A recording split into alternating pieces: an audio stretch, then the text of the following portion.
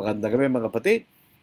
Yung pong awit na yun, Take My Hand, Precious Lord, sa Paradise Valley. Tinuruan po kami ni Brother Aki. Ano po, yung mga awit na yun? Yung nasirang Brother Aki. Hindi man po siya nag-aaral sa Bible School. Natutunan po niya yung nota sa ibabaw ng kalabaw. Pero magaling siya sa nota mga kapatid. Kaya naturuan po niya kami kahit pa paano. So sa ating pong pag-aaral po sa gabing ito, ang ating pong magiging pag-aaral, where do you stand? O saan kayo naninindigan? Yan pong ating gustong pag-aralan po sa gabing ito. Hindi lang po para sa ating mga Kristiyano, hindi para sa lahat. Ano po ang ating mensahe po sa gabing ito? So sa atin, patingin po natin ang ating mga kapatiran dyan sa may lugar po ng mga Ilocano. Lalo na po, special mention po si Edmar de Pedro. Binibiro po namin yan na converted sa luyod ka namin dahil Tagalog po yun. At naswerte po siyang mag-asawa sa Ilocos Norte. Kasama ni Brother Rolly Salvador. Na imbag rabi, kata kayo amin kakapsat. And din po ating mga kaigsuonan. Maayong gabi sa inyong tanan, mga igsuon. Isama natin sa panalay si kapatid na Padong Parbo, ano ba, meron siyang karamdaman, taga General Santos City. Maayong gabi sa inyong tanan, mga igsoon. At para hindi ko makalimutan po yung sa ating mga kabugtuan dyan sa may Sama at Leyte, maupay nga gabi, mga bugto. Masama po na sa pagbati yan po. Tapos yung mga kapatid natin, kaibigan dyan sa may Bicol region, Diyos Marhay na Banggi sa Intugabos. Sa Tagapangasinan, na Santos Shalabi, at si kayo namin. At galing po dito sa amin, lugar po ng mga Kapampangan. Ang mga Kapampangan po, hindi lang nakatira sa Pampanga, may mga nakatira sa may Dinalupihan, Hermosa, Bataan, din sa may San Isidro, Nueva Ecija, na may Tarlac, Capas, Bamban, La Paz, Tarlac, sa bahagi Sambales, kahit sa bahagi ng Tondo na po. May pabengke ako nga. So, tulad po ng ating pag-aaral po sa gabing ito,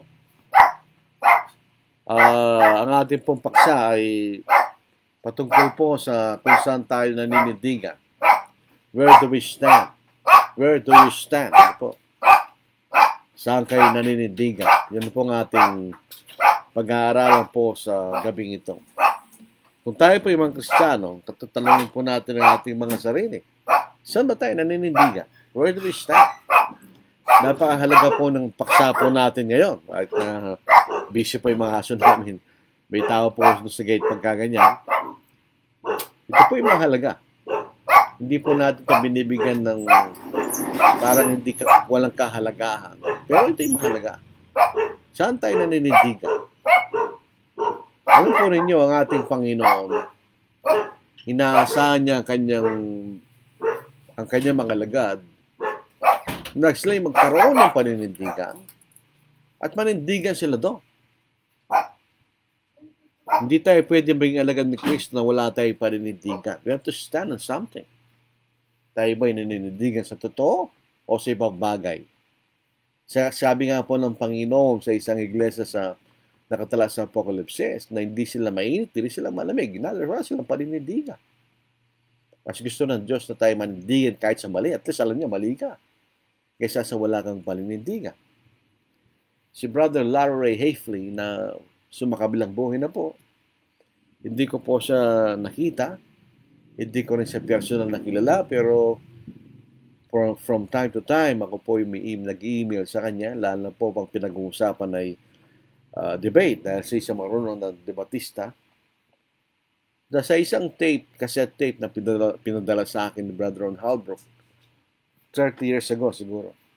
Cassette. Hindi pa usong CD noon, wala pang USB. Cassette lang. Hindi pa rin ganong uso ang computer noon. Wala pa mga PowerPoint. Sa isang sermon niya na nakalimutan ko na, Hindi ko na alam yung title ng sermon, pero isang pangungusap ang hindi ko malilimutan. At ito'y kasing halaga na ng kaset na yun. Sabi niya, a preacher needs to stand on something. Otherwise, he may just flip hamburgers. Para kay Brother Larry Haefling, kung ang isang mangaral ay walang paninindigan, hindi siya karapat-dapat maging mangaral. Mabuti pa kanya kayo magluto na lang ng hamburger na wala namang masama. Yun ay isang marangal na trabaho. Pero kung kayo mangaral, kanya you have to stand on something. Naasahan po ng Panginoon na tayo maninindigan. At tayo tumayo sa paninindigan na yun. Dito po sa Jeremiah chapter 6 verse 16. Ito po ang mababasa natin.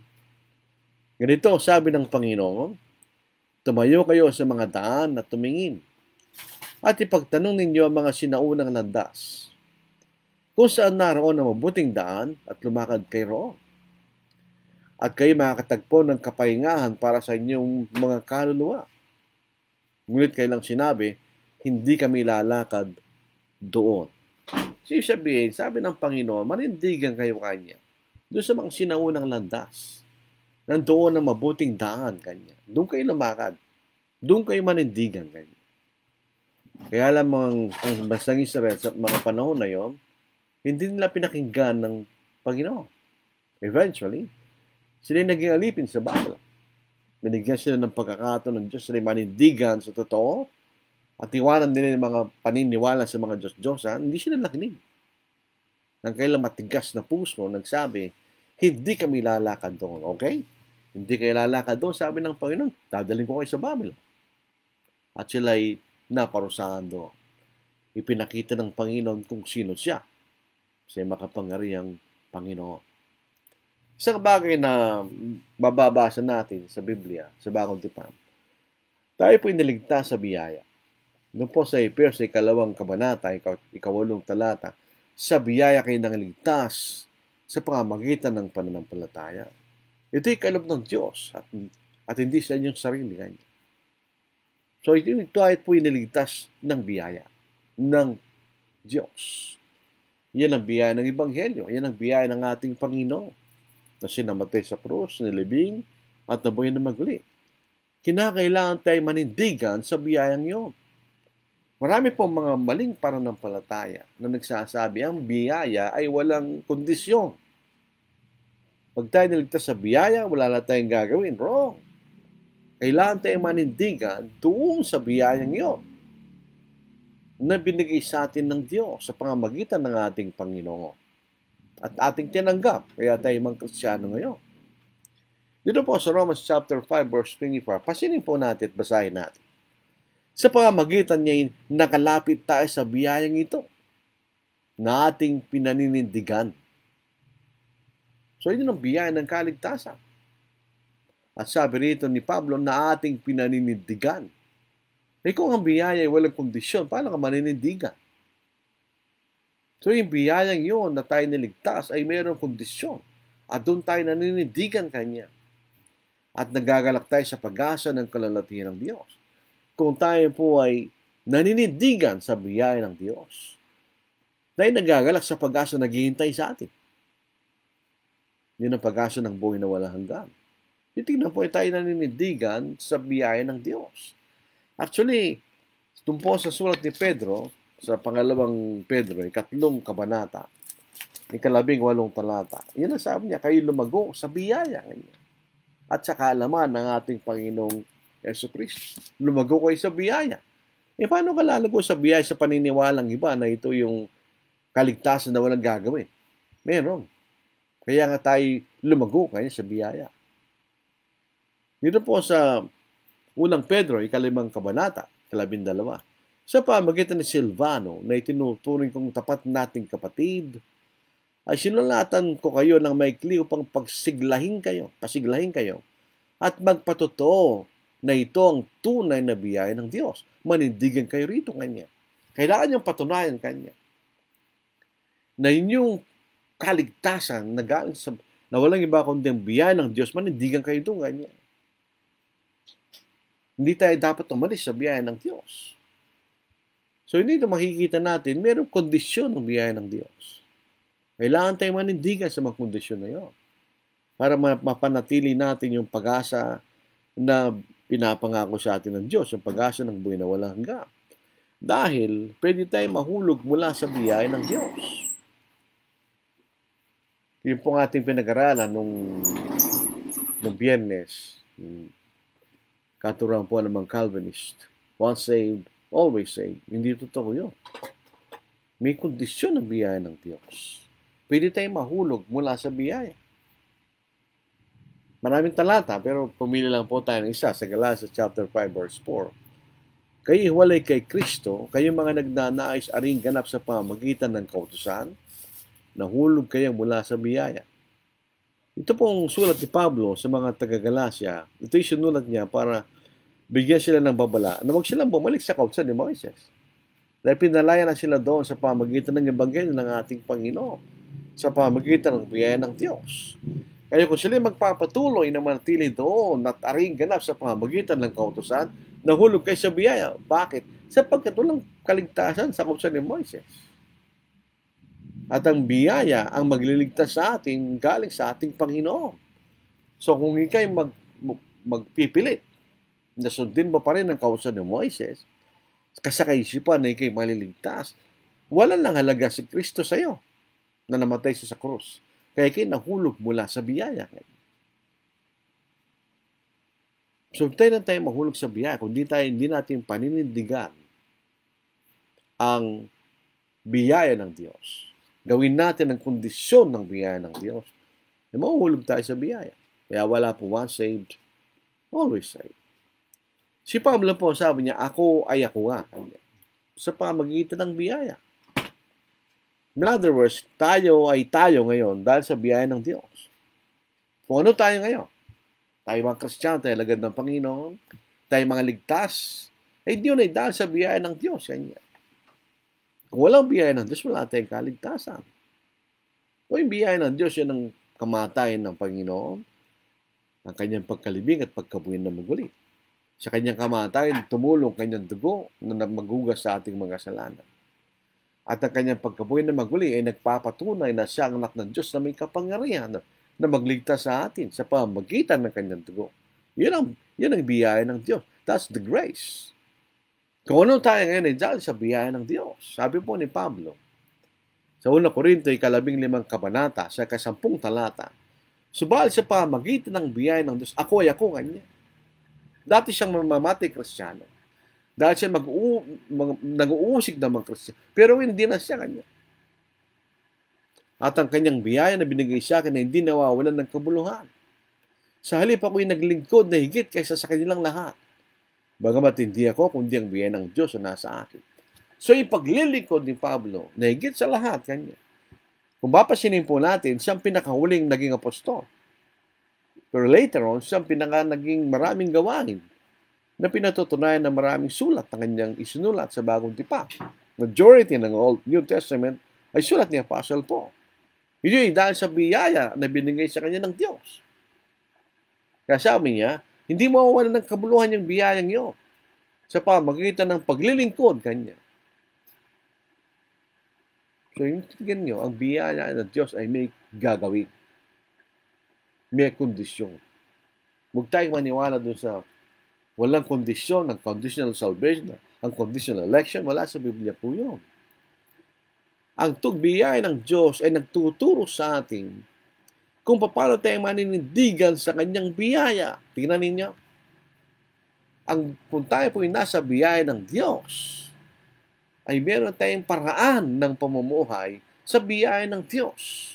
Tinuturuan tayo ng biyaya ng Diyos.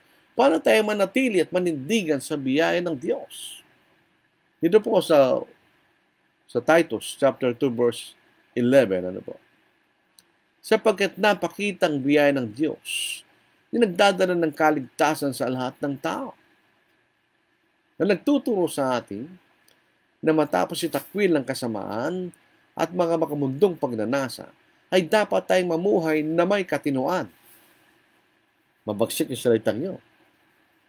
Ang may matinong kaisipan, kinikilala mo ang panganib ng kasalanan. Kaya po yung mga nagkakasala, walang matinong pag-iisip. Kasi kung meron tayong matinong pag-iisip, hindi tayo mananatili sa pagkakamali o pagkakasala. Matwid. Ibig sabihin, tayo sumusunod sa katwiran ng Diyos. At banal, tayo hiwalay sa kasalanan sa kasalukuyang panahon. Habang hinihintay natin ang mapalad na pag-asa, yung pag-asa ng buhay na walang hanggan, at ang pagpapakita ng kalalatihan ng ating takilang Diyos at tagapagligtas na siya sa Kristo. Alam po nyo, itong talatang ito ay nagpapakilala sa atin na si Kristo ay Diyos. Kung kayo bihasa sa grammar, ano po, ang isang ang nilalarawan dito siya sa Kristo. Sino siya? Siya ang dakilang Diyos at tagapagligtas. He is the great God and Savior, Jesus Christ. Sabi ng iba, yung dakilang Diyos sa Ama, walang mababasa ang Ama dyan. Meron ba kayo mababasa? Yung salitang dakilang Diyos at tagapagligtas. Sa pangusap nito yung mga adjectives. Sila po yung pangalan, they are nouns, but they are used as adjectives.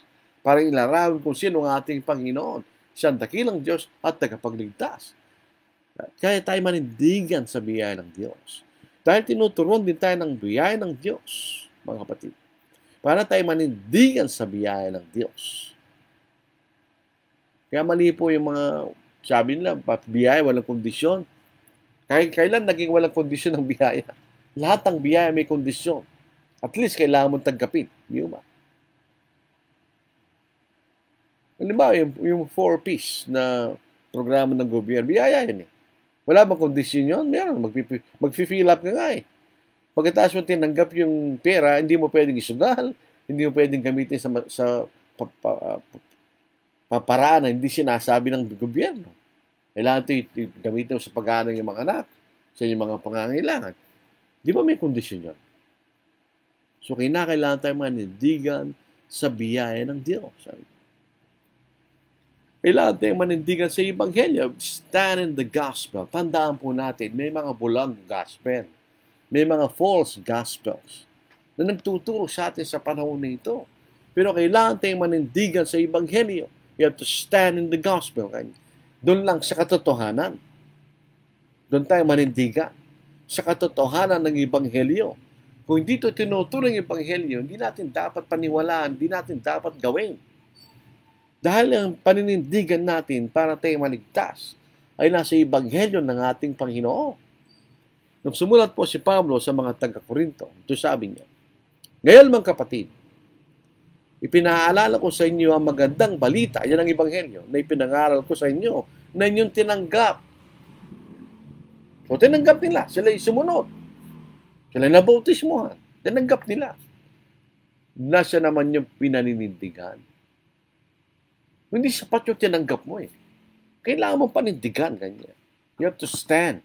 Kailangan mong manatili doon. Nasa pamagitan na ito'y kayo ligtas. Kung matatag niyo itong panghawakan, maliban kay sumampalataya na walang kabuluhan. Ibig sabihin, kapag hindi ka naninindigan sa Ebanghelyo, hindi ka talaga sumampalataya. Hindi mo naunawaan ang Ebanghelyo. Maraming pagkakataon na gano'n.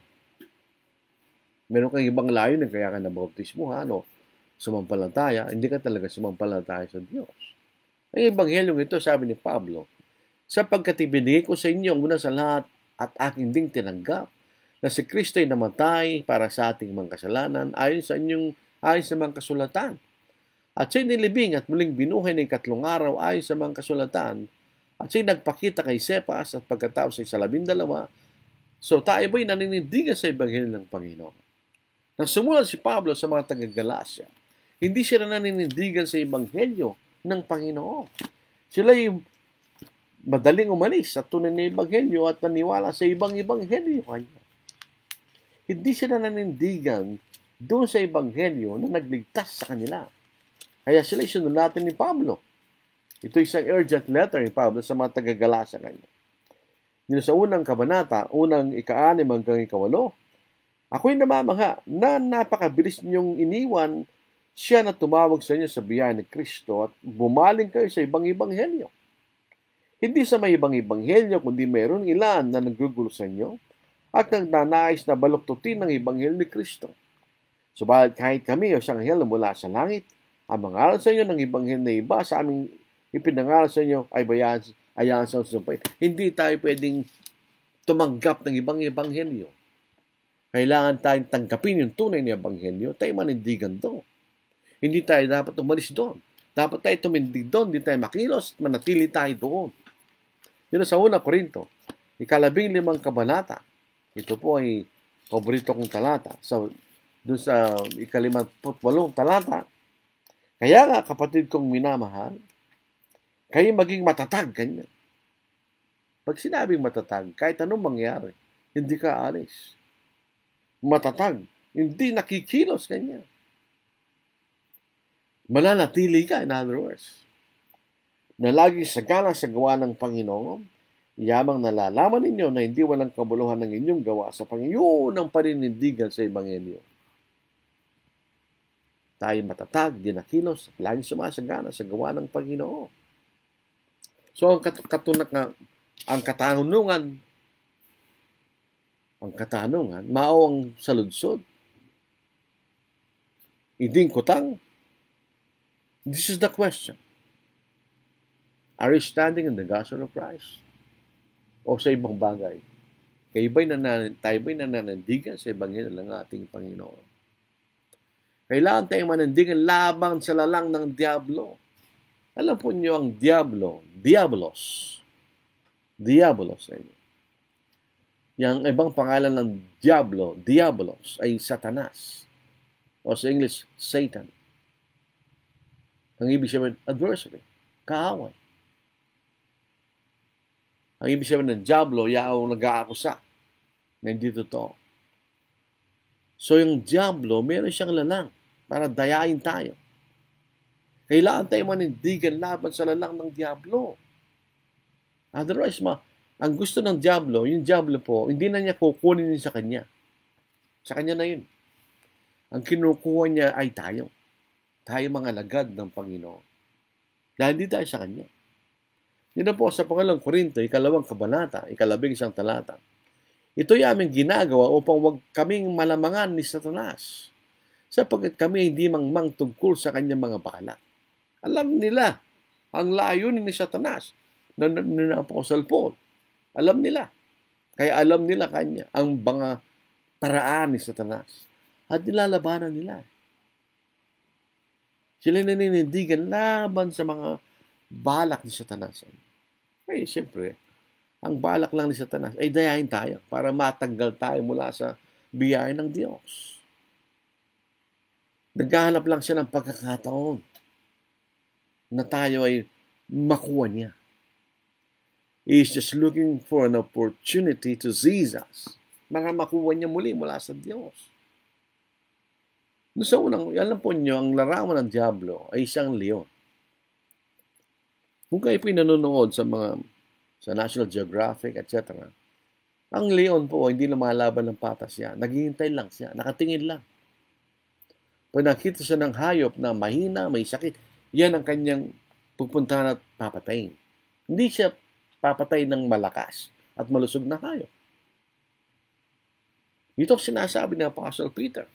Magpakatino kayo. Yung matinong kaisipan, yun ang marunong ng kaisipan. Alam natin ng tama, yun ang ginagawa natin. Magpakatino kayo, magbantay kayo. Ang Diablo na inyong kaaway tulad sa leong gumagala at umuungal na umahanap ng kanyang malalapat. Yun si Satanas. Naghihintay lang siya ng pagkakataon. Pag tayo dumating sa punto ng kahinaan, at di natin pinlabanan, doon tayo lalapain ni Satanas.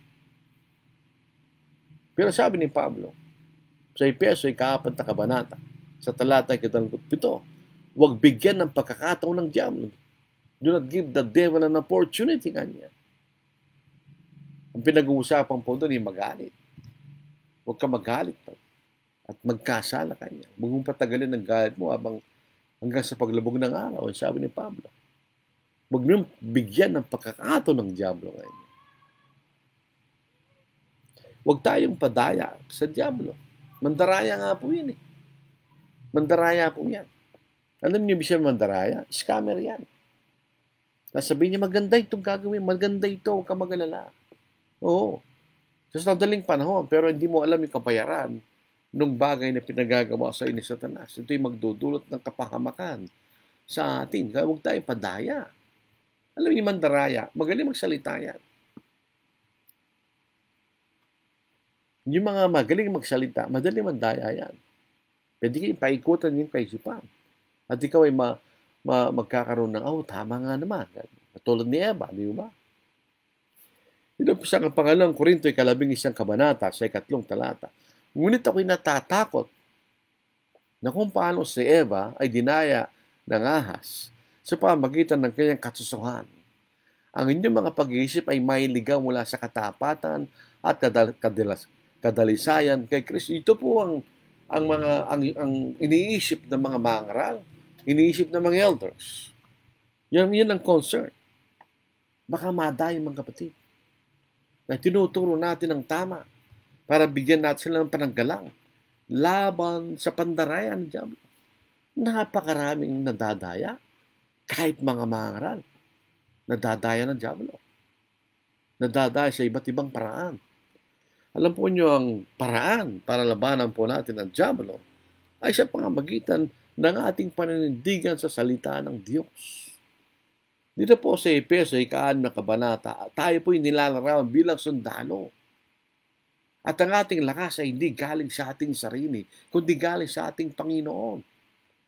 Kung isipin natin na madadaig natin ng diablo sa ating sariling paraan, dahil malaking pagkakamali yun.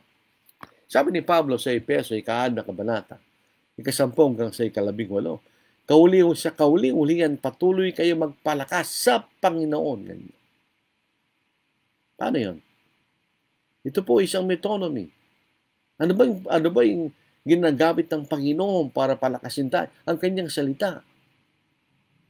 At sa kapangyarihan ng kanyang lakas, saan ang kapangyarihan ng Panginoon? Sa Ebanghelyo, sa kanyang salita. Isuotin niyo ang buong kasuotang pandigma ng Diyos upang kayo makatagal laban sa mga pakana ng diablo. Sapagkat ang ating pakikipaglaban na hindi laban sa laman at dugo, at kundi laban sa mga pinuno, laban sa mga kapangyarihan, laban sa mga kapangyarihan hindi nakikita na naghahari sa sanglibutan sa kadilimang ito, laban sa hukbong espiritual ng kasamaan sa kalangitan. Ito isang espiritual na pakikipagbangan. So ang ating mga pananggalang espiritual din. Kaya't kunin ninyo ang buong baluti ng Diyos upang kayo makatagal sa araw masama. At kung magawa na ninyo ang lahat ay tumayong matatag, ganyan. Kaya tumindig kayo, manindigan, na ang inyong mga baywang ay nabibigkisan ng katotohanan na suot ang balutin ng katwiran at nakasuot sa inyong mga paa ang paginganda para sa Ebanghelyo ng kapayapaan. Kasama ng lahat ng ito, taglay ninyong kalasag ng pananampalataya na sa pamagitan nito inyong masusugpo ang mga nag-aapoy na palaso ng masama. At taglay ninyong helmet ng kaligtasan, tabak ng Espiritu na siyang salita ng Diyos.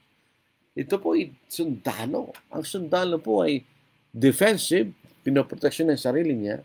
At the same time, offensive, pinapatay niya yung kaaway. Hindi yan yung larawan na binasa natin. Manalangin kayo sa Espiritu sa lahat ng panahon, sa bawat panalangin at pagsamo, at sa bagay na ito, maging ganda na may buong pagtsatsaga at pagsusumamo para sa lahat ng mga banal. Kailangan tayong manindigan laban sa mga pakana ng diablo.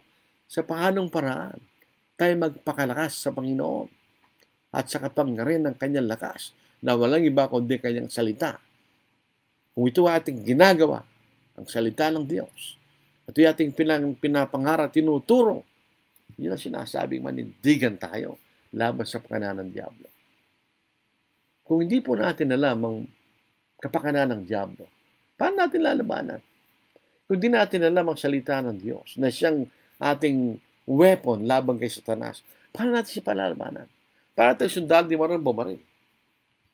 Paano kung pupunta sa digmaan, di ka marunong bumaril? Kaya bawat sa ating kailangan tayo maging malakas sa ating kaalaman at pagkaunawa sa salita ng Diyos. Yan ang tabak ng Espiritu kanya. Pagka ganoon, hindi tayo masisila ni Satanas. Tayo po'y manindigan ng matibay. Ito po isang interesting na talata, lalo kung babasahin natin King James. Magmatsyag kayo, manindigan kayong matibay sa pananampalataya. Stand fast, ganyan. Yung salitang fast, nakadikit, fast. Kaya fastener, idikit mo yung mga files mo, you fasten them. Ganyan. Ika'y matibay, nakadikit, nananindigan ganyan. Magmatsyag kayo, manindigan kayong matibay sa pananampalataya. Magpakalalaki kayo, magpakatatag kayo. Hindi lang po ito tumutukoy sa lalaki. Ang salitang magpakabanal, ibig sabihin maging matapang. Tandaan natin, sa pinasa natin tayo mga sundalo. Meron na ba kayong nakitang epektibong sundalo na duwag? Walang duwag na sundalo. Kung duwag ka, hindi ka pwedeng sundalo. Kailangan maging matapang ka. Sabi rito, magmatsyag kayo, manindigan kayo matibay sa pananampalataya. Magpakalalaki kayo, magpakatatag kayo. Pag kami ang isang tao na problema, ano sasabihin natin? Magpakatatag ka. Huwag kang magapi ng iyong sitwasyon. Huwag tayo magapi sa Satanas. Magpakatatag tayo kanya. Sa King James Version, ito yung interesting na verse. Watch ye, stand fast in the faith, quit you like men, be strong. Pag ito'y inunawa natin sa modernong kahulugan ng quit, anong ibig sabihin ng quit? Pag ikay quit, aalis ka na. Hindi lang ibig sabihin ng quit, no?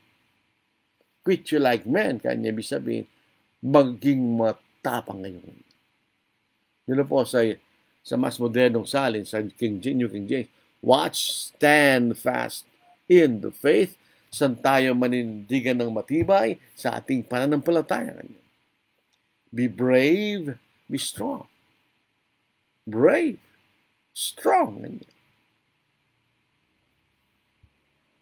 Pag hindi tayo matapang, hindi ka maliligtas. Alam po ba niyo ang unang nakalagay sa Apocalypse chapter 21 verse 8 na unang pupunta sa impyerno? Sino sila? Mga duwag. Ito yung mga parang si Judas Iscariote na pinagbibili nila kailang kaluluwa. Sa 30 pilak naging 30 pirasong pilak. Pinagbibili nila kailang paninindigan sa simoy ng pera. O sa simoy ng influence. Hindi tayo maging matibay sa pananampalataya, hindi sa ganung bagay. Sa 21 verse 8, kanya. Ngunit sa mga duwag, number 1 sa listahan So sila pupunta yung mga duwag. Sa lawa na nagliliyab sa apoy tasupre. Hindi tayo pwedeng manindigan na matibay sa pananampalataya kung tayo duwag. Ang sabi ni Pablo, I have fought the good fight. Ano yan? Pinaglaban niya masikap ang pananampalataya. Tayo po, hindi tayo dapat matakot kahit kanino. Kano man siya however his influence is. Dapat matakot sa Panginoon. Sino namang tao, wala magagawa sa atin. Pwede tayo masilip. Pwede tayo nisaktan sa mundong ito. Gapin nilang gawin yun. Pwede tayo sirain. Pero hindi nila tayo mahawakan dahil tayo nasa Panginoon. Maliligtas tayo kanya pang gawin sa atin. Di ba? Kristiyano tayo, ganun tayo. Kunduharan tayo ng mga pag-uusig, pagkapigatihan, so what? Alam naman natin, pansamantala lang yun. At ang kapalit nun na yung buhay na walang gan ng kaligayahan sa langit, magpakailanman. Di ba? Sa isang manang di nasisira. Nangilan sa langit para sa atin. Yun, makikita natin. Dito po sa Galatia, chapter 5, verse 1 to 4, yun din sinasabi ni Pablo. Sila'y pinalaya kay Kristo. Wala na sa tali ng kasalanan. Wala na sa ilalim ng tali ng kautsan ni Moises. Pinalaya na sila doon kanya. Para sa kalayaan ay pinalaya tayo ni Kristo. Kahit magpatatag kayo at huwag pasakop na muli sa pamatok ng pagkalipin. Huwag kayo bumalik sa kautusan ni Moses na kayo alipin ng kasalanan. Walang paraan ng pagpapatawad ng kasalanan sa ilalim ng kautusan ni Moses. Makinig kayo.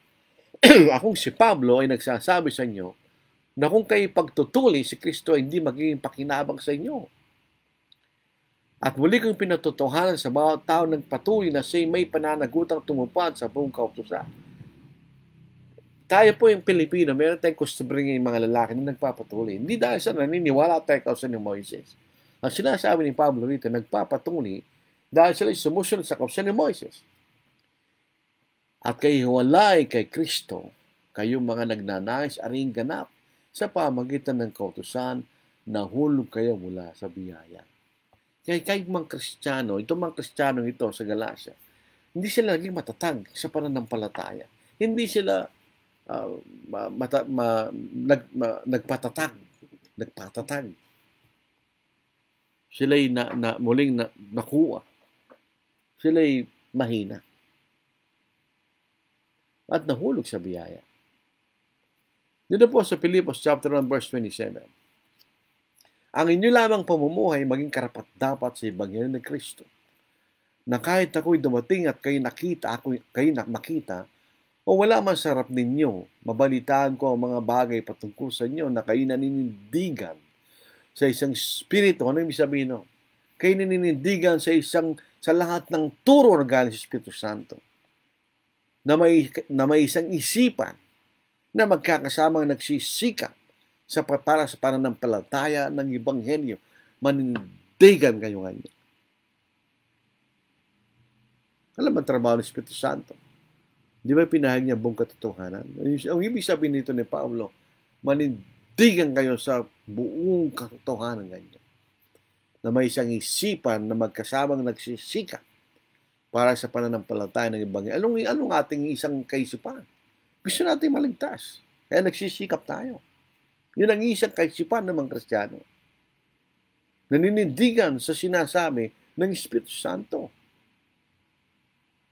So, tayo po'y manindigan na matibay sa pananampalataya. Katulad ni Apostle Paul.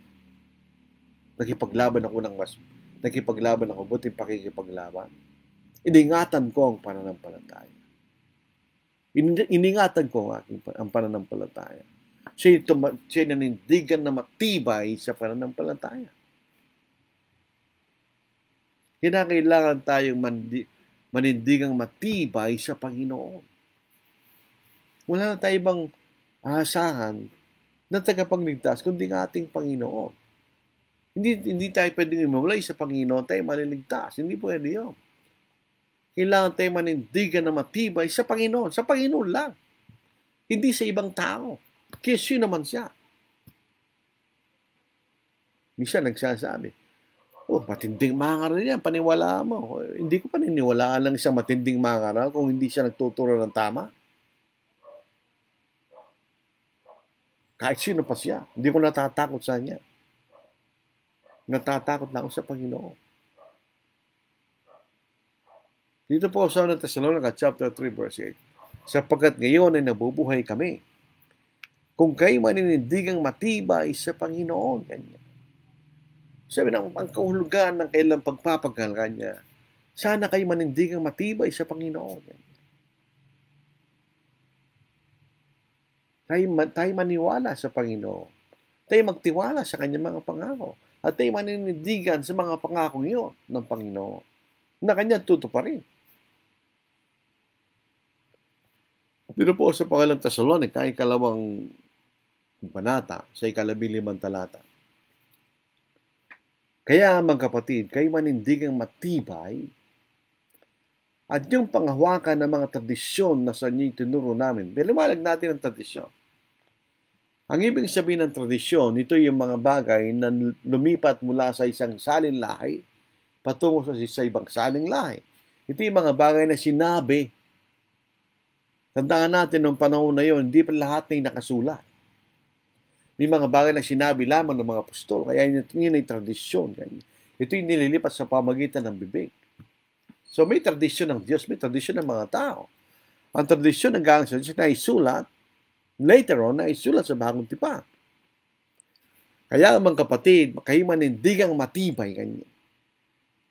Narinig natin, manindigang matibay, stand fast. At yung panghawakan ng mga tradisyon na sa itinuro namin. So hindi sinulat ng mga apostol, hindi tinuro sa pamagitan ng bibig. So ito'y nailipat sa pamagitan ng bibig.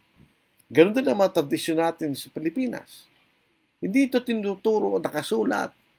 Ito'y inililipat lang sa bibig. From one generation to another.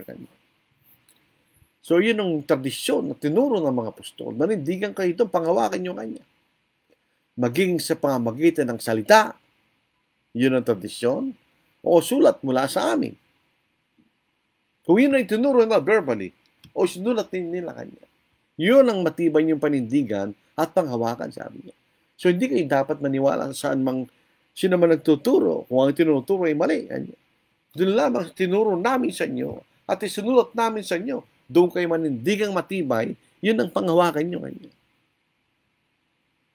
Kaya kailangan tayo mag-aaral sa salita ng Diyos. Kaya nagkakamali tayo, sabi nga ng Panginoon sa mga parehas tradisyon. Kaya nagkakamali dahil sa inyong kawalan ng kaalaman sa salita ng Diyos. Pero alam natin ang salita ng Diyos. Ba't ka maliligaw? Di ba? Hindi tayo matibay na maninindigan sa mga tradisyon ng mga tao. Ito pong tradisyon ng mga tao, nagkaroon ng problema ang ating Panginoon. Dahil yung mga Hudyo, nagdagdag sila ng mga tradisyon mula sa kanilang mga magulang. At ang mga tradisyon na ito lumalaban sa salitutos ng Diyos. Huwag tayong maniwala doon. May mga bagay na ginagawa natin ngayon na walang otoridad kay Kristo. Later on ito malilipat sa ibang generasyon. Yun yung magiging tradisyon. At maaaring ito yung mga lumalaban sa utos ng Diyos. Mag-ingat tayo. Minsan hindi natin binibigyan seryosong pagtingin yung ganun eh. Ginagawa nila. Basta kung sunadang gawin, ginagawa nila. Tradisyon ng tao yun. Huwag tayo maniwala doon. Sabi rito, sumagot siya sa kanya at sinabi, bakit lumalabag naman kayo sa utos ng Diyos dahil sa inyong tradisyon? So ito yung mas saling sabi ng mga tao na nalipat mula sa isang henerasyon patungo sa ibang henerasyon. Yun ay hindi galing sa Diyos. Huwag tayo magtiwala doon. Dahil lalabag yun sa mga utos ng Diyos. Kung lumalabag. May mga tradisyon na neutral. May mga tradisyon na lumalabag sa utos ng Diyos. Mag-ingat po tayo doon. Minsan ang isang maling doktrina ay nanggaling sa maling tradisyon. Na nakasanayang gawin na later on, tinanggap na nila bilang kailanganan. Kaya nga, buwag doon, kundi sa salita ng Diyos. Huwag tayo manindigan sa karunungan ng mga tao. Alam po ninyo, ang mga Kristiyano, hindi tayo pinakamarunong sa sanglibutan ito. Maraming marunong sa atin. Maraming matataas na tao kaysa sa atin na nagpapakilala kailang karunungan. Pero hindi tayo maninindigan sa karunungan ng tao. Pag sinabi natin karunungan ng tao, hindi ito yung karunungan ng Diyos. Ang karunungan ng Diyos, ito'y mababasa natin sa salita ng Diyos. Doon makikita ang karunungan niya. Pag nakita natin ang iglesia, makikita natin ang iba't ibang anyo ng karunungan ng Diyos. The manifold wisdom of God. Pag nakita natin ang kanyang kasulatan, makikita natin ang karunungan ng Diyos. Pero hindi tayo dapat magtiwala sa karunungan ng tao. Unfortunately, nakakalungkot. Kahit sa mga ibang mga Kristiyano. Sila nahihikayat na maling turo. Kahit nandun na sila, nakita na nila yung totoo. Dahil nagtiwala sila sa karunungan ng tao. Kawawa yun. Wala silang kaligtasan. Wala tayong mapapala sa karunungan ng tao. Kaya sabihin, magaling yan na mga ngaral. So what? Kung ang tinuturo niya hindi karunungan ng Diyos.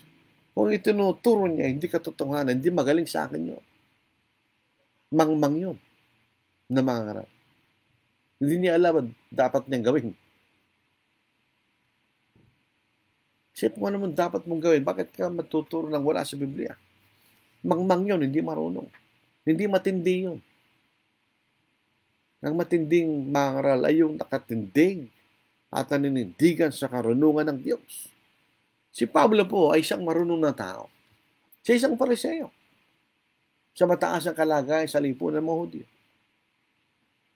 Nung sila po'y naglakbay sa patungang Korinto, for some reason, sina Timoteo at mga kasama niya, nanatili sila sa Macedonia, at si Pablo ay nag-isang pumunta sa Korinto. Kaya siguro ganito ang pananalita ni Apostle Paul. Siya nag-iisa. Si Apostle Paul ay taong katulad natin, hindi siya Superman. Kapag tayo nag-iisa sa isang napakahirap na gawain, kahit o paano, ikay kinakabahan. Sabi nga ni Solomon, 2 are better than 1. Dito po sa kanyang sulat, sa ikalawang kabanata, ng unang sulat niya sa mga taga-Korinto, unang gayong 5 talata.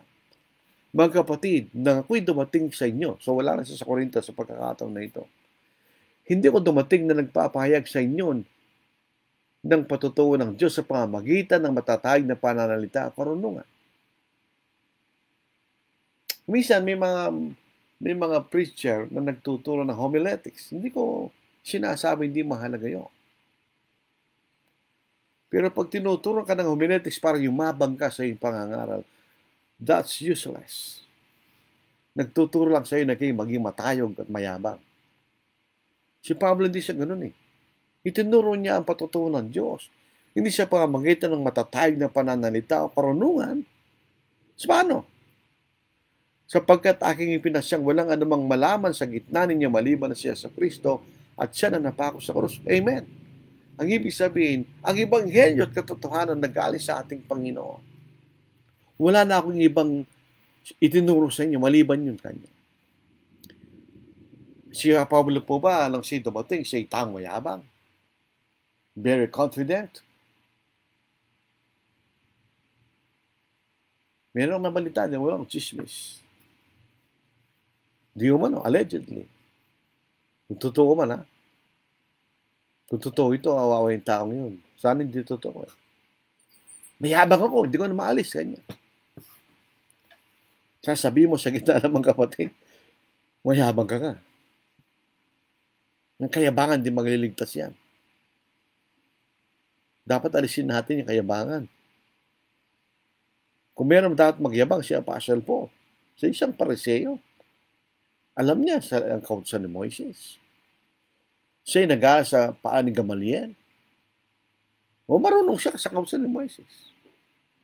Pwede siya mayabang. Ako'y kasama ninyo may kahinaan, takot at lubang panginginig. Ang aking pananalita at aking pangangaral ay hindi siya pangamagitan na mapang-akit na mga salita ng karunungan, kundi sa pagpapamahal sa Espiritu at ng kapangyarihan. Ano ang emphasis niya Apostle Paul? Ang emphasis ba sa homiletics? 1, 2, 3, 4, 5, gano'n?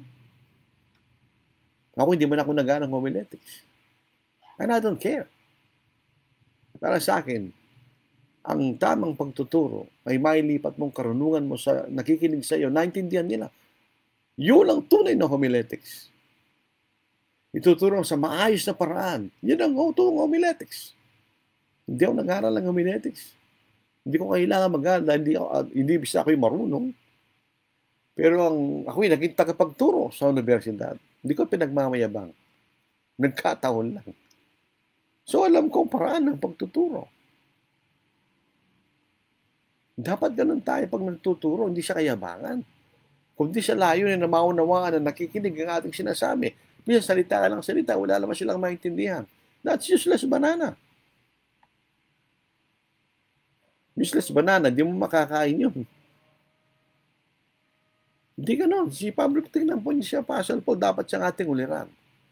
Aking pananalita at ang aking pangangaral ay hindi sa pamagitan ng pang-akit na mga salita ng karunungan, kundi sa pagmamahal sa Espiritu at ng kapangyarihan. Ano ba yung pagpapamahal sa Espiritu at ng kapangyarihan? Ito ang salita ng Diyos. Bakit niya ginawa yun? Bakit hindi siya naging very impressive sa kanyang pagtuturo at gumamit siya ng mga salitang matataas para ma-impress niya yung mga nakikinig? Bakit niya ginawa yun? Upang ang inyong pananampalataya ay huwag maging batay sa karunungan ng mga tao, kundi sa kapangyarihan ng Diyos. Hindi tayo ang sikat, hindi tayo ang kikilalanin, kundi ang Diyos. All glories to God. Wala tayong kalulatihan. Kaya hindi tayo dapat manindigan sa karunungan ng tao. Yun po sa Corinto chapter 1 verse 23, verse 25. Subalit pinapakan namin ng Kristo na ipinako sa krus na isang katitisuran sa mga Hudyo na hindi nila matanggap na itong hari na sinasabi ay isang karpintero lamang at ang kanilang expectation ay isang makapangyarang hari katulad ni David at ni Solomon at kahalan sa mga Hintilo sa mga Grego, hindi nila maunawaan bakit kailangang mamatay sa krus ang isang tao para ligtas kanya. Hindi na yun magets kanila. Hindi na yun maintindihan yun, sabi ng mga Grego. Ngunit sa kanila ng mga tinawag sa mga Kristiyano, maging mga Hudyo, mga Grego, si Kristo ang kapangyarihan ng Diyos at ang karunungan ng Diyos. Hindi tayo pwedeng, ito lamang ang dapat nating pagtiwalaan at panindigan, hindi karunungan ng tao. Ano ang karunungan ng tao sa karunungan ng Diyos? Sabi ni Pablo, sapagkat ang kahangalan ng Diyos ay higit na matalino kaysa mga tao at ang kahinaan ng Diyos ay higit na malakas kaysa sa mga tao. In other words, ang Diyos ay makapangyarihan kahit ang kanyang salita. Bakit tayo maninindigan sa karunungan ng tao? Sabi nga po sa Isaiah, chapter 55, di ba ba? Sa mga raw, ito'y gasgas na mga talata. Hindi lang raw dito ng Panginoon kung gaano na tayo po, kung ano tayo sa kanyang harapan. Basahin natin. Sapagkat ang aking mga pag-iisip ay hindi yung mga pag-iisip. Ang iyong mga pamamaraan ay aking mga pamamaraan, sabi ng Panginoon. Sapagkat kung paano ang langit na higit na mataas kaysa sa lupa, gayon ang aking mga pamamaraan ay higit na mataas kaysa sa inyong mga pamamaraan. At ang aking mga pag-iisip kaysa sa inyong mga pag-iisip. E paano ka ngayon magtitiwala sa karunungan ng tao? Hindi tayo pwedeng manindigan sa karunungan ng mga tao. Kaya tayo maging mga mangaral, mag-ingat po tayo. Mag-ingat tayo sa ating ginagawa at mag-ingat din tayo sa ating itinuturo. Huwag tayo maging marunong sa ating sariling kaisipan, katulad ng ginagawa ng iba sa kasalukuyang panahon at sa nakarang panahon. Sa unang Timoteo chapter 4 verse 16, ito po isang magandang huwag nating kalimutan. Ingatan mo ang iyong sarili at ang iyong pagtuturo. Manatili ka sa mga bagay na ito sapagkat sa paggawa nito ay maliligtas mo ang iyong sarili at ang mga nakikinig sa iyo. Di ba ganun kahalaga na tayo manindigan lamang sa karunungan ng Diyos at hindi sa karunungan ng mga tao. Kinakailangan tayong manindigan para sa Panginoon. We stand up for Jesus. Inaawit natin yun, di ba? Hindi ko pa makita doon sa YouTube ni Brother John Rogers. Hindi ko lang kung meron siyang copy, no? So naganap na ng ibang source. So makita natin, you have to stand up for Jesus. Manindigan tayo para sa ating Panginoon. Dahil sa araw ng paghukom, kung hindi tayo nanindigan sa ating Panginoon, kung hindi tayo nanindigan sa katotohanan, hindi tayo nanindigan sa salita ng Diyos, dapat nating tandaan, yun ang hahatol sa atin. Ang salitang ipinuro ng ating Panginoon. Katulad ng anumang hukuman, merong basihan ang paghukom. Yun ang batas. Kaya nga kapag ang isang korte ay hindi na kinikilalang batas, problema yun. Kailangan tayong manindigan doon sa batas. Sa batas ng Panginoon, kung pag-uusapan ay pananampalataya. Sa John chapter 12 verse 48, nagtatakwil sa akin at hindi tumatanggap sa aking mga salita ay merong isang humahatol sa kanya. Ang salitang aking sinabi ang isang hahatol sa kanya sa huling araw kanya. Sino ang hahatol sa atin? Ang Panginoon. Anong gagamitin niya sa kanyang paghahatol? Yung kanyang salita, ginawa ba natin? Pinaniwalaan natin? Di ba? Kailangan tayong manindigan sa mga pangako ng Diyos. Standing on the promises of God. Sa pangalang Pedro, ikalawang kabanata, ikasyam na talata, hindi mabagal ng Panginoon tungkol sa kanyang pangako. Ito ang iniisip ng mga tao sa puno ni Pedro. Hindi na darating ang Panginoon nyo. Matagal na yung nakaraang panahon. Hindi mabagal ng Panginoon tungkol sa kanyang pangako na gaya ng kabagalang tinuturo ng iba. Kundi matyaga kayo, matyaga sa inyo, na hindi niya ibig ng sino mapahamak, kundi ang lahat ay dumating sa pagsisisi. Kaya hindi pa siya dumarating. Dahil nagtsatsaga pa siya. Binibigyan pa rin ng pagkakataon ng mga tao na manumbalik at magsisit, manumbalik sa kanya. Sa pangalang Pedro chapter 1 verse 4, gayon niya pinagkalob sa atin ng kanyang mahalaga at mga dakilang pangako upang sa pamagitan ng mga ito makatakas kayo sa kabulukang nasa sanglibutan dahil sa masamang pagnanasa at maging kabahagi kayo sa likas ng Diyos. Bakit kayo magkakaroon ng motivation na gawin mo yun? Dahil sa kanyang dakilang pangako kanya na ipinangako sa atin. On His promises. Kung tayo po ay pinahalagaan, tayo nanindigan sa pangako ng Diyos, na ibibigay niya sa kanyang pangalawa at huling pagdating, taliwas sa sinasabi ng born again, meron pa pangatlong pagdating, wala na. Pangalawa lang at huling pagdating. Sa Hebrews chapter 9 verse 20, doon natin tatanggapin ang dakilang kaligtasan, ang buhay na walang hanggan, ang tahanang inianda sa atin sa langit ng Panginoon. Na doon tayo matinirahan kasama ng Diyos, ng Panginoon, ng Espiritu at ng mga anghel sa langit, magpakailanman. Yun ang pangako ng Diyos. Hindi tayo pinangako ng Diyos tayo yayaman sa mundong ito. Wala siyang pangakong gano'n. Kung yumaman ka, yun ay dahil sa iyong pagsisikap. Walang masama doon. Huwag lang tayo yumaman sa paraan na masama. At huwag tayo mag-isip na ba yung mayaman. Kung ano binibigay sa atin ng Diyos, sa ating pagsusumika, pagtatrabaho, salamat tayo sa Diyos.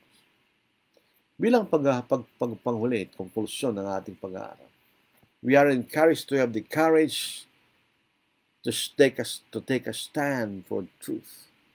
Pinatitibay ng ating kalooban ng salita ng Diyos na magkaroon tayo ng katapangan na manindigan para sa katotohanan. Sa Colossians 1:23, kung kayo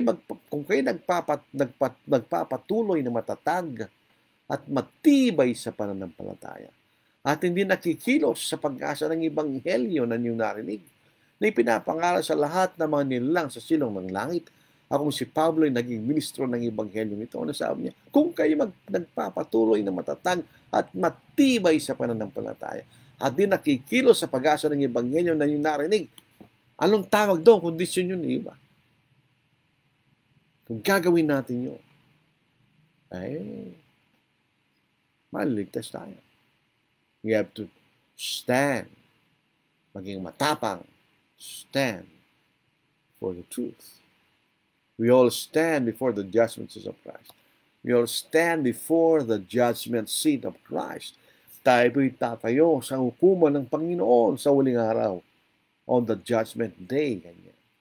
Sa Romans 14 verse 12, kaya't ang bawat sa atin ay magbibigay sulit sa Diyos ng kanyang sarili. Na bang ginawa mo? Nung ikay binigyan ng buhay, ng panahon, ng kalusugan, ng kayamanan, pag-aari, anong ginawa mo? Ginamit mo ba ito sa pagsunod sa Diyos? O ginamit lang na sa makasarili nating dahilan? Sa pangalang Korinto, 5 kabanata, 10 talata, sapagkat tayong lahat ay kailangang humarap sa hukuman ni Kristo. Sabi nila, wala nang Supreme Court, more supreme than Supreme Court. Meron. Yun ang korte ng Panginoon. Mataas yan sa lahat ng mga Supreme Courts sa buong mundo. Sapagkat tayong lahat ay kailangang humarap sa hukuman ni Kristo upang bawat isa ay tumanggap ng kabayaran sa mga bagay na ginawa niya sa pamagitan ng katawan maging mabuti mas masama. Harap tayo doon. So every judgment, every decision will have a consequence. Whether tayo maligtas o hindi? Ang tanong, where do you stand? Saan kayo naninindigan? So, inimbitahan po natin ang mga nakikinig na hindi pa mga Kristiyano. Ito na yung panahon para tumakas kayo mula sa tali at pagkalipin ng kasalanan, magdudulot sa atin ng kapahamakan. Ang sabi ng Panginoon bago siya magkat sa langit, sa kanyang mga apostol, na kung ano yung tuturin na sa buong sanglibutan. Sa Marcos 16:15-16, nung ipangaral ang ibangin sa lahat ng mga nilalang, sumasampalataya at mabautis, maliligtas, datapat ang hindi sumasampalataya ay parusahan. Saan ka maninindigan? Manindigan tayo sa papunta sa kaligtasan? O manindigan tayo patungo sa kapahamakan? It's our choice, di ba? Pero whatever is our choice, yun ang ating haharapin pagdating ng Panginoon. So ito po ang ating mensahe. Sakto lang po, 9:01 na. So halos more or less 1 hour na po sa ating pangangaral po sa gabing ito. Stand. Where do you stand? Saan tayo naninindigan? Stand up for Jesus, ye soldiers of the cross. Lift high his royal banner, it must not suffer loss.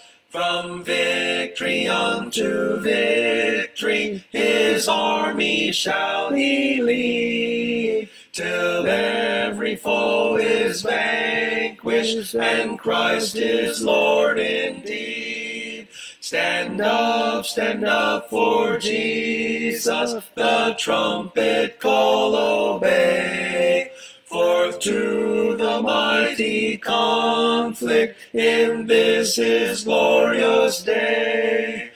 Ye that are men now serve him, against unnumbered foes. Let courage rise with danger, and strength to strength oppose. Stand up for Jesus, stand in his strength alone.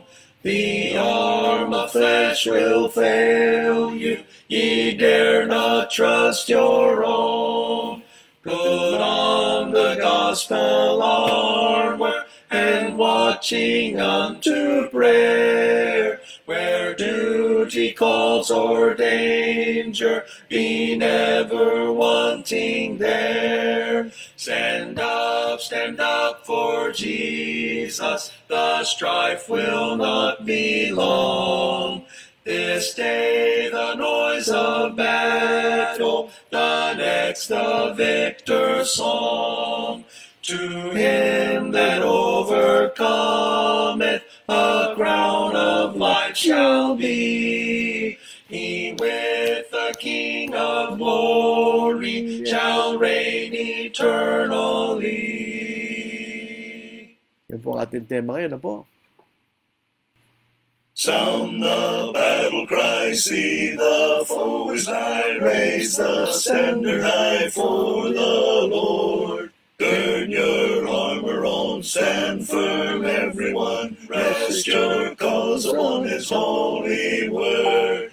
Rouse then soldiers, rally round the banner, ready, steady, pass the word along. Onward, forward, shout aloud, Hosanna, Christ is captain of the mighty throne. Strong to meet the foe, marching on we go, while our cause we know must prevail. Shield and banner bright, gleaming in the light, battling for the right we ne'er can fail. Rouse then soldiers, rally round the banner, ready, steady, pass the word along. Onward, forward, shout aloud, Hosanna, Christ is captain of the mighty throne. O thou God of all, hear us when we call, help us one and all by thy grace. When the battle's done and the victory's won, may we wear the crown before thy face. Rouse then, soldiers, rally round the banner. Ready, steady, pass the word along. Onward, forward, shout aloud, Hosanna. Christ is captain of the mighty throne. Tingnan po natin ang mga sa comments. Naman po niya, meron lang tayong mga suki dito eh. Leonita Torrelisa na ibang gabi, kada kaya makaabsasa, magandang gabi sa inyo lahat mga kapatid.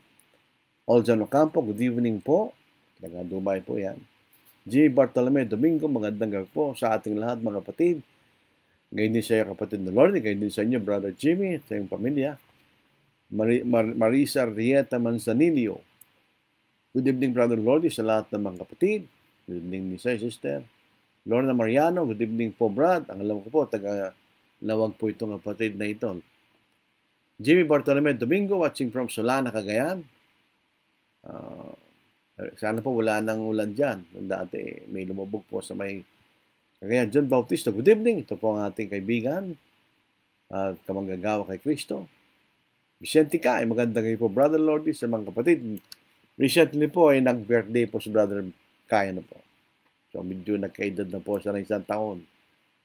Liaka College, ito po mag-asawang Dahlia at Calvin, mga kahanip po sa Angeles. Mapagpalang gabi mga kapatid. To God be the glory. Totoo, amen. Nida Villamin, magandang gabi po kapatid na Lord Salunga sa lahat na ikinig. Meron po mga sagutan dito naman. Salamat po kay Brother John Bautista. Ronald Molina, maulang gabi po sa lahat mga kapatid. So maulang sa lugar ni Brother Ronald Molina. Tingnan po natin tanong, ano po? Alethea Schofer, ano kaya? German kaya ito? Hindi ko po alam. Parang Amerikano, yan ang English na po. Does having a particular stand on something as a preacher mean that you will have zero tolerance for everyone who does not share the same understanding as yours, even those who say they are willing to study the subject further and are open to discussion? Depende kung ano yung pagkakaiba nyo. If the difference deals with something that is not doctrinal, then we have to tolerate one another. In Romans 14. Ito yung mga bagay na walang kaugnayan sa ating kaligtasan. They are not doctrinal matters. Even if it's doctrinal, siyempre, we give a space for study. Lalo na kung hindi mo pa, ngayon mo lang nakikita, ngayon mo pa lang nakapausap. We have tolerance. Yun lang gusto natin. We will study and be open. So we have tolerance. Not necessarily that we agree, but we tolerate. Para magkaroon tayo ng pag-aaral. Ngayon, pagkatapos ng mahabang pag-aaral, and still there's no agreement, then we cannot tolerate.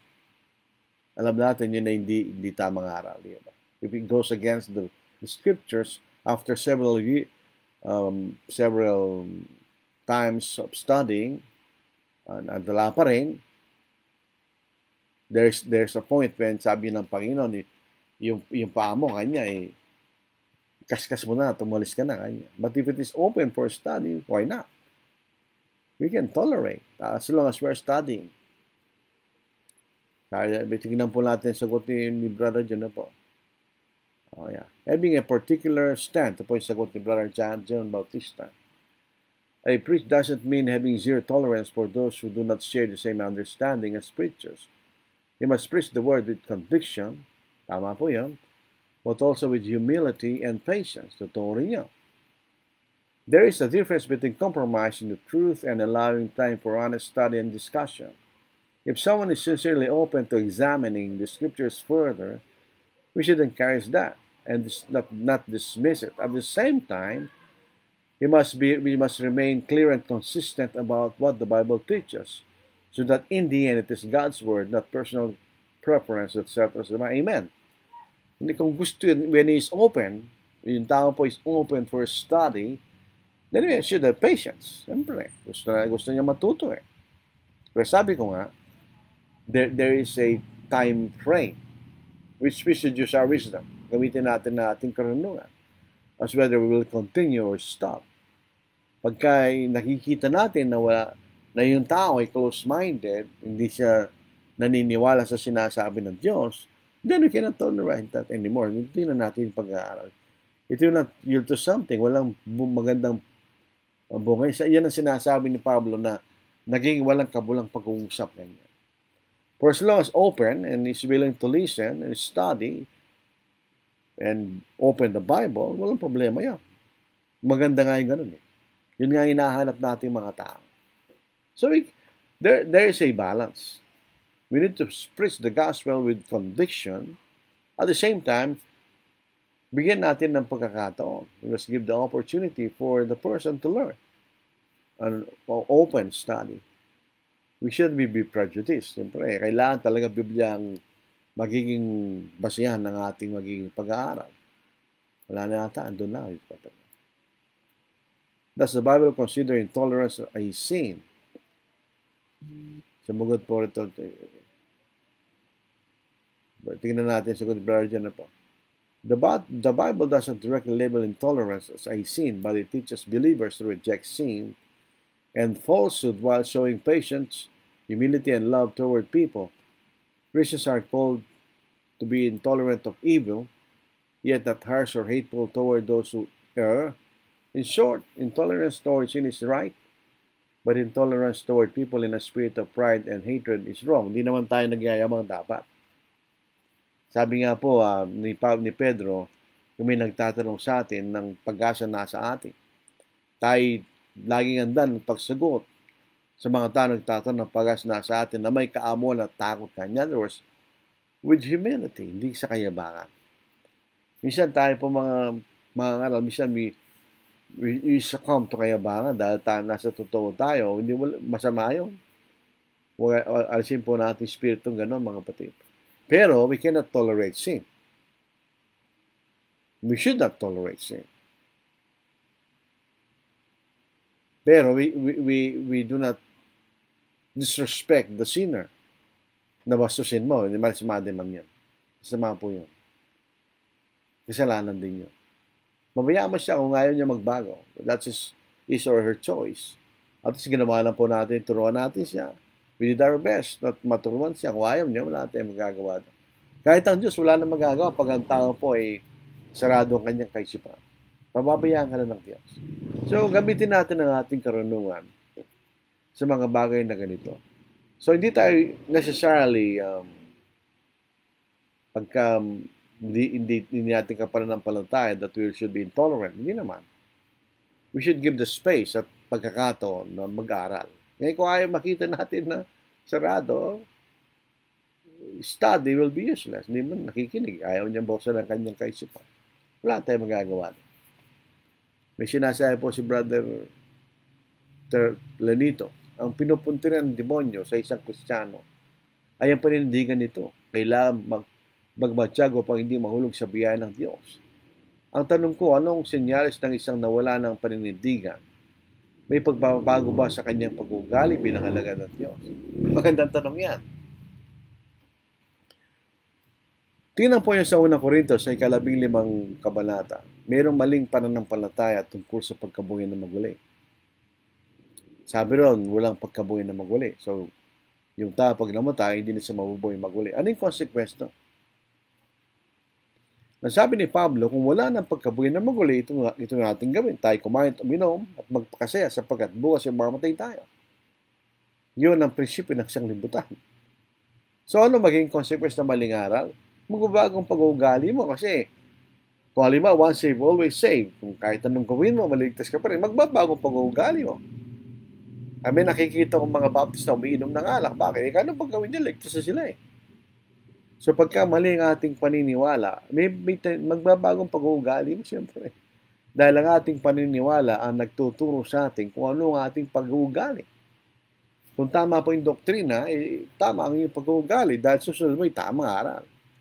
Pag mali aral ang tinuturo, definitely magbabagong pag-uugali mo. May observation po ng magkapatid sa California, West Coast ng US, na may mga maling pagtuturo tungkol sa pag-aasawa at divorce. Nag-iiba pag-uugali nila. Kasi tumitindi sila sa isang bagay na mali at walang kabutihan o walang moralidad. So kung yung divorce, kahit anong dahilan, ay tinatanggap mo, yun ay immorality.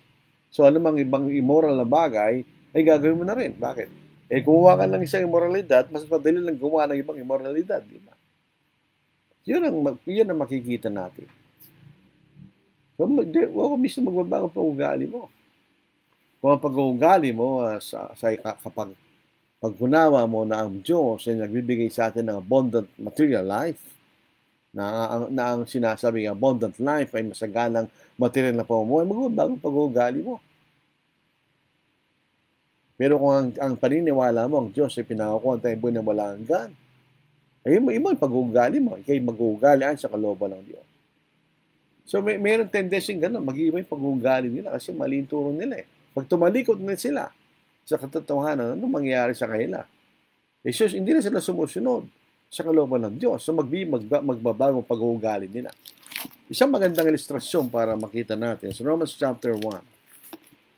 Bakit itong mga Gentiles, iniwan nila ang katotohanan ng Diyos at pinagpalit nila sa kasinungalingan? Di ba nagbago ang pag-uugali nila? Sabi po natin. So makita natin sa konkretong halimbawa pag umalis tayo sa katotohanan. Sabi rito, sa verse 22 ng Romans chapter 1, mga sumusunod, sa mga nag-aangking marununong, sila yung naging mahangal. At ipinagpalit nila ang kalalatihan ng Diyos na hindi nasisira sa mga imaheng kahawig ng tao na nasisira, at ng mga ibon, at ng mga hayop na may apat na paa at mga naggumagapang. Kaya dahil sa pagnanasa ng kanilang mga puso, ay niyaan sila ng Diyos sa karamihan. Hindi ang Diyos ang nagbigay ng karamihan. Sila, pinabayaan na lang sila ng Diyos dahil ayaw na lang makinig. Tuloy po natin. Upang lapastangan ng kailang mga katawan sa kailang sarili, sapagkat pinalitan nila ng kasinungalingan ng katotohanan ng Diyos, at sila'y sumamba at naglingkod sa nilalang sa halip na sa lumalang, na siyang pinupuri magpakailanman. Amen. Dahil dito inayaan sila ng Diyos sa mga mahalin na pagnanasa, pinagpalit ng kailang mga babae, likas na pagkikipagtalik sa dilikas, at gayon din naman ng mga lalaki, nang iwan ng likas na pagkikipagtalik sa mga babae, ay nagalab ang kailang pagnanasa sa isa't isa. So ito na yung mga alanganin mga tao, di ba? Ito yung naging alangan, in a sense, na lalaki sila, pero isip nila babae, pero isip nila lalaki. Ganun na nangyayari dito. Bakit? Iniwan nila yung katotohanan. Iniwan nila yung katwiran ng Diyos. So na matitira yung katwiran nila. So magbabago kailang pag-uugali. Ang ganda pong tanong yan. Pagka isang alagad, isang mangaral, umalis sa katotohanan, mayroong pagbabago yun, siyempre. May makikita ng pagbabago sa kanyang pag-uugali. Wala na siya sa katotohanan eh. Dumalikot na siya doon. Iniwan na niya yung boundary ng katotohanan. Pag umalis siya sa boundary ng katotohanan, wala nang dahilan pa na hindi ka aalis pa sa ibang pag-alis sa katotohanan. Ang pag-alis sa katotohanan, hindi ka lang doon naalis. Iyon ay progressive. Munti-unti kang aalis at mararagdagan ng iyong pag-alis. Yun po makikita natin.